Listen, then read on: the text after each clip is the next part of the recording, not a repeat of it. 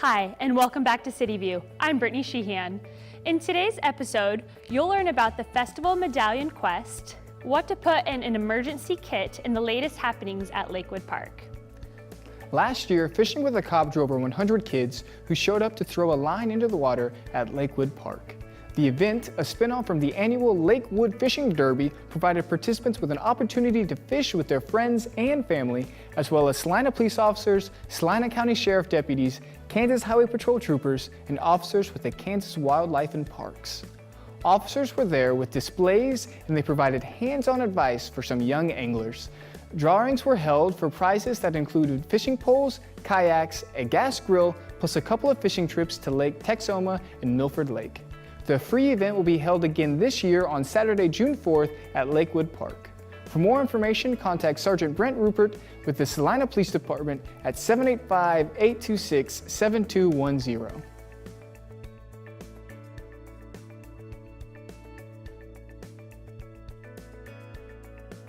On May 11, 2016, Officer Daniel Glenn received the Gold Award for Exceptional Police Service during the Kansas Association of Chiefs of Police Conference held in Dodge City, Kansas. Each year, the Kansas Association of Chiefs of Police recognize and honor officers who have put their lives on the line to protect citizens, fellow officers, and apprehend dangerous criminals. The award recognized Officer Glenn for uncommon valor at the line of duty. The award was presented to Officer Glenn for his actions on August 7, 2015, during a shooting call in a North Salina home.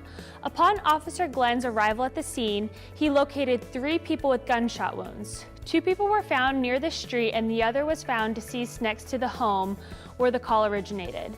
At that time, the situation was very fluid, and the officers did not know the whereabouts of the shooting suspect. As Officer Glenn peered through a window, he observed an infant lying on the floor inside the residence. Fearing for the infant's immediate safety, and with the cover provided by other officers, Officer Glenn entered the home and retrieved the infant. Officer Glenn voluntarily placed his life in jeopardy to protect the lives of others. The police department is committed to keeping Salina safe, and Officer Glenn is a proven example of this dedication. As River Festival time has drawn near, many have dusted off their riddle and puzzle solving skills for the start of Festival Medallion Quest. The first Medallion Quest clue was shared live from Eric Stein's stage in Oakdale Park during Festival Friday in the park last week. The Festival Medallion Quest was launched in 2009 by Salina Arts and Humanities in partnership with Craig and Brenda King of King Industries, Inc. The annual Medallion Quest demonstrates the creativity and connectivity that the River Festival embodies. Since the Festival Medallion Quest's inception 7 years ago, thousands have taken part. The custom-designed medallion is handcrafted and looks different each time. In recent years, it has been made from wood, paper, clay, resin, or plastic, designed by an artist to resemble a leaf, nut and bolt, seed pod, and other common objects. In 2015, the medallion was an irregular-shaped cast resin rock placed in a retaining wall at Penn Avenue and Riverside Boulevard north of Elm Street. SA&H Director Brad Anderson said that the quest parallels the vibrant spirit of the festival over its 40 years, that it brings together friends and family to think creatively, problem solve, and explore the world around them from a fresh perspective. The Festival Medallion Quest 2016 prize package includes $2,000 cash, $2,000 in festival gift certificates to be used for the purchase in the Fine Arts Show, 4 Rivers Craft Show or Arts and Craft demonstration area, 4 complimentary festival admission buttons, 1 on-grounds festival parking pass, weather permitting, invitation for 4 to the Arts Patron Breakfast on Saturday, June 11th, assorted festival t-shirts, CDs, and other festival memorabilia. There is no cost to participate in the Festival Medallion Quest. Participants must be 18 years of age to claim the prize. For more information about the festival or to see complete Medallion Quest rules, visit riverfestival.com or call the Salina Arts and Humanities at 785-309-5770.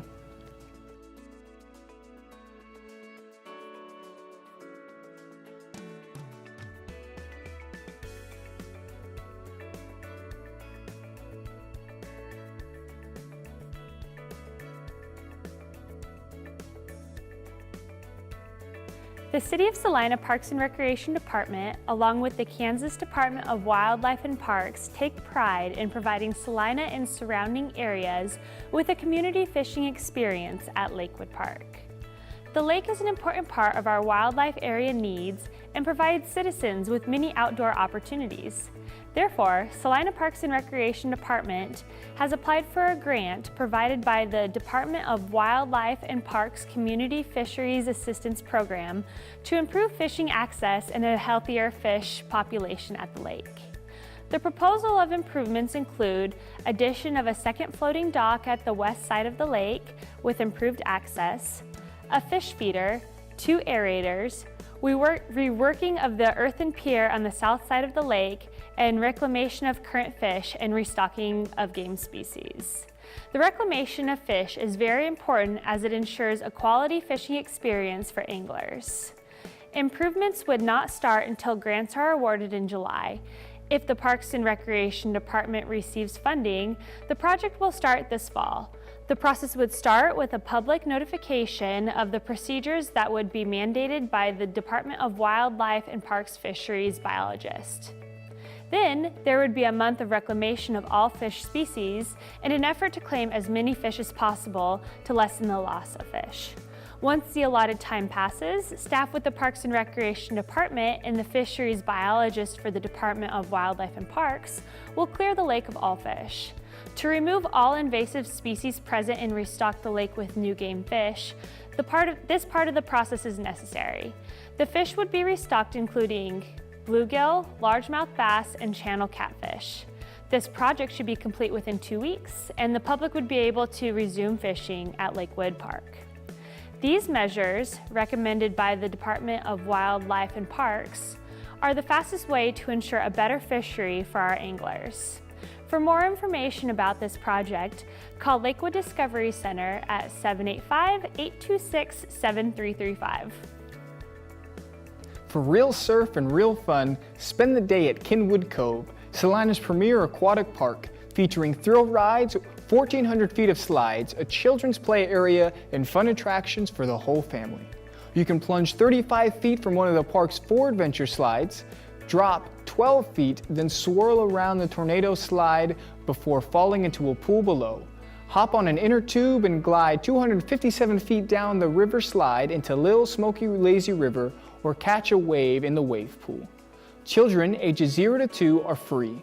Children ages 3 to 17 are $3.50. Adults ages 18 to 61 are $5.50, and seniors ages 62 and up are $2.50. Youth season passes are $65, and adult season passes are $110. For more information, visit Kenwood Cove's new website at www.kenwoodcove.com or call 785-826-7430. Tornadoes are one of nature's most violent storms and can cause death, injury, and destruction within seconds. To best prepare for the possibility of a tornado or disaster of any kind, the Saline County Emergency Management Division advises that individuals build a disaster supply kit, which is simply a collection of basic items that households may need in the event of an emergency. It is recommended that individuals try to assemble their kit well in advance of an emergency, as evacuation may occur at a moment's notice. This means having food, water, and other supplies in sufficient quantity to last for at least 72 hours. Local officials and relief workers will be on the scene after a disaster, but they cannot reach everyone immediately. Individuals could get help in hours, or it might take days. Additionally, basic services such as electricity, gas, water, sewage treatment, and telephones may be cut off for days or even a week or longer. Therefore, a supplies kit should contain items to help individuals manage during these outages. A basic emergency supply kit could include the following recommended items: 1 gallon of water per person per day for at least 3 days for drinking and sanitation, at least 3-day supply of non-perishable food, a battery-powered or hand-crank radio and a NOAA weather radio with tone alert and extra batteries for both, a flashlight and extra batteries, a first aid kit, a whistle to signal for help, a dust mask to help filter contaminated air, and plastic sheeting and duct tape to shelter in place, moist towelettes, garbage bags, and plastic ties for personal sanitation, a wrench or pliers to turn off utilities, a manual can opener for food, local maps, a cell phone with charger, inverter, or solar charger. For more information about disaster preparedness, visit FEMA's website at www.ready.gov/kit. In the next episode, we will share information about emergency communication plans and why they are important.